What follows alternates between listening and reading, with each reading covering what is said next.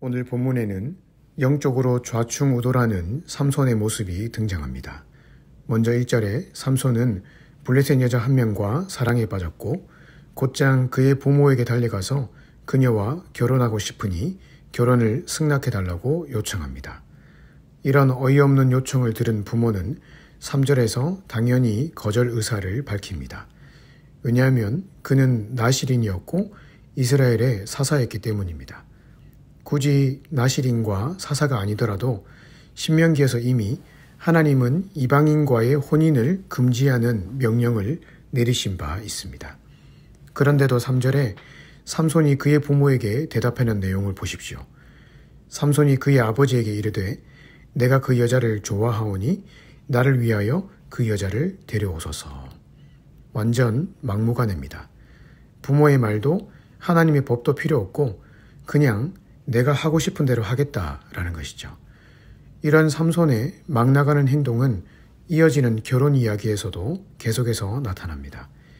5절부터 삼손이 딥나에서 블레셋 여인과의 결혼식을 올리는 모습이 나오는 것을 보니 아마 삼손의 부모가 삼손의 요구를 승낙했던 모양입니다.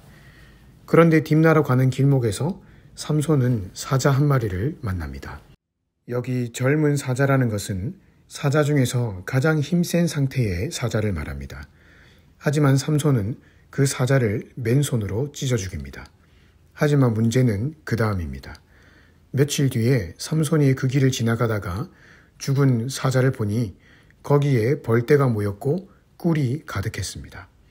삼손은 나실인이었기 때문에 시체를 가까이 해서는 안 되었습니다. 하지만 삼손은 일부러 그 죽은 사자 가까이로 다가갔고 꿀까지 퍼먹었습니다. 심지어 그 죽은 사자에게서 나온 꿀을 부모에게도 주면서 부모까지도 부정하게 만들었습니다.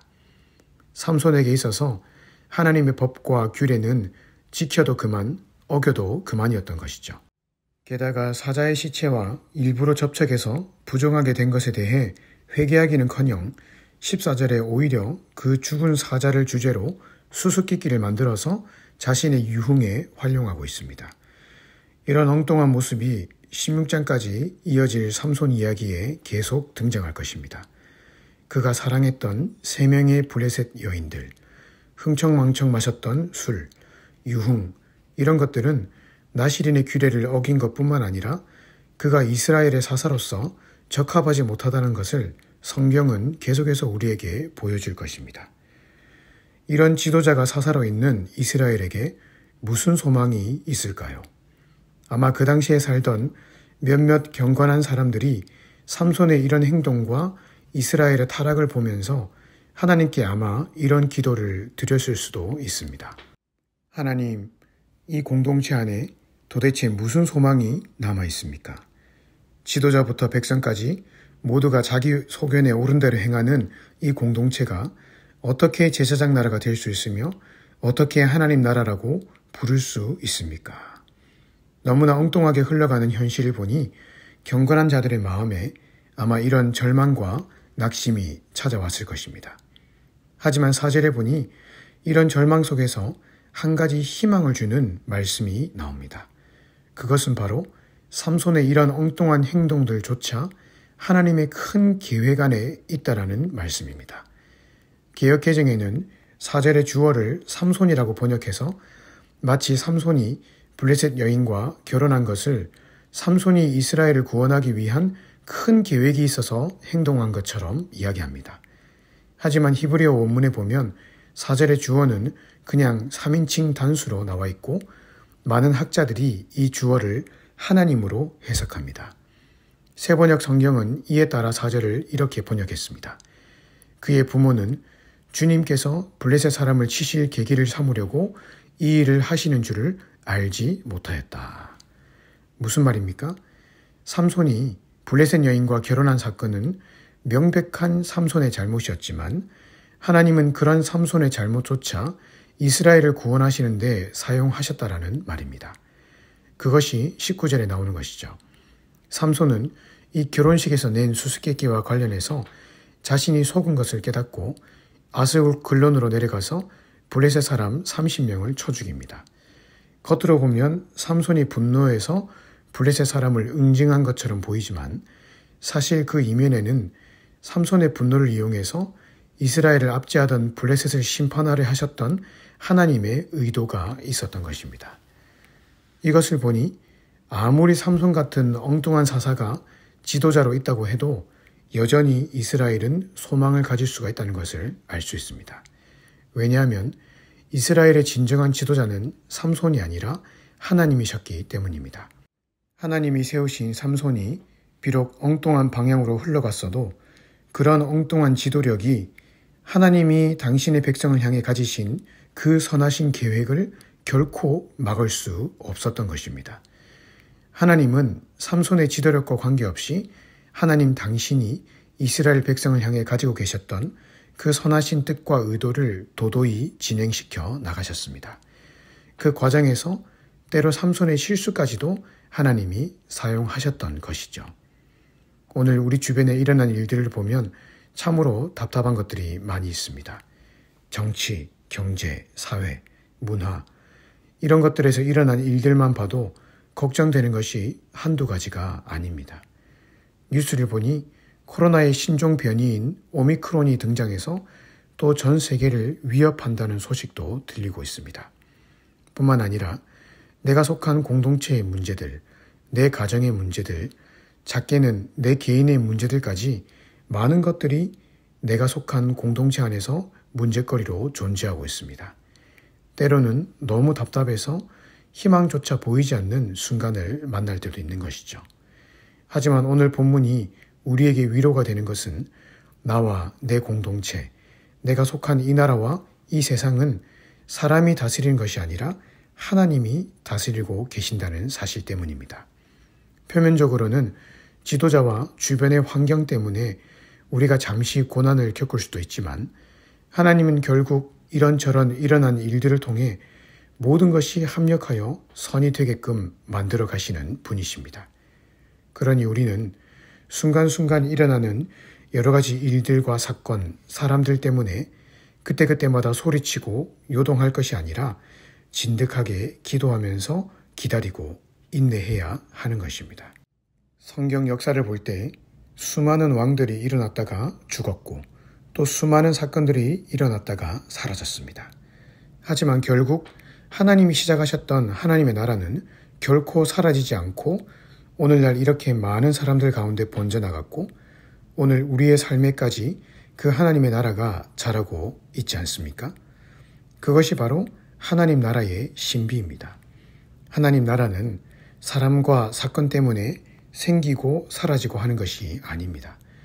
어떤 사람이 일어나든 어떤 사건이 생기고 사라지든 그것과 관계없이 하나님은 그 사건과 사람을 재료로 삼으셔서 결국 당신이 우리에게 본래 의도하셨던 바를 이루고야 마시는 분이십니다.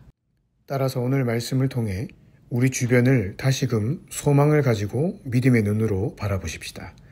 믿음이 없이는 하나님을 기쁘시게 할 수가 없습니다. 하나님은 다 뜻이 있어서 오늘 우리에게 이런 현실을 주신 것입니다.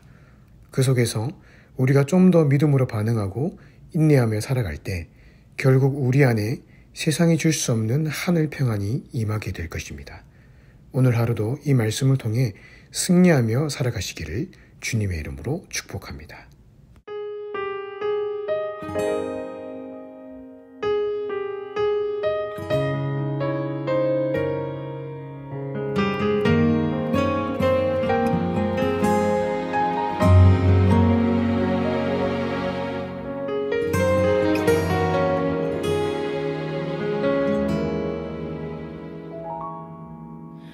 주님, 제 마음이 너무 둔해서 주님을 볼 수 없습니다.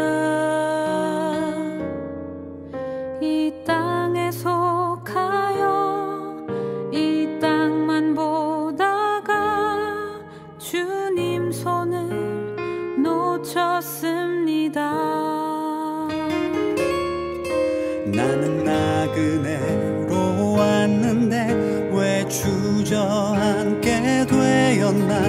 나는 청지기인데 언제부터 내 삶의 주인이 되어버렸나.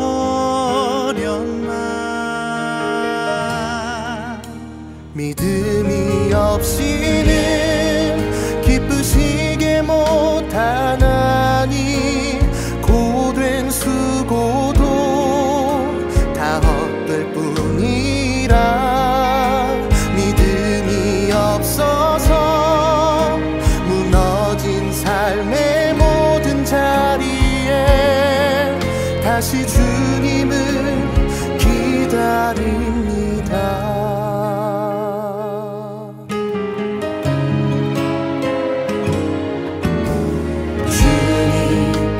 내 마음이 너무 둔해서 주님을 볼 수 없습니다.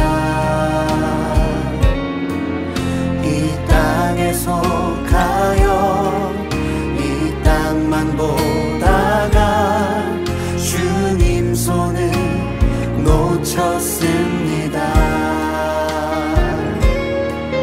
나는 나그네로 왔는데 왜 주저앉게 되었나.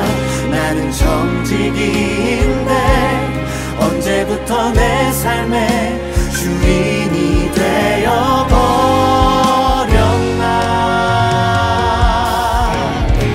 믿음이 없이는 기쁘시게 못하나니 고된 수고도 다 헛될 뿐이라.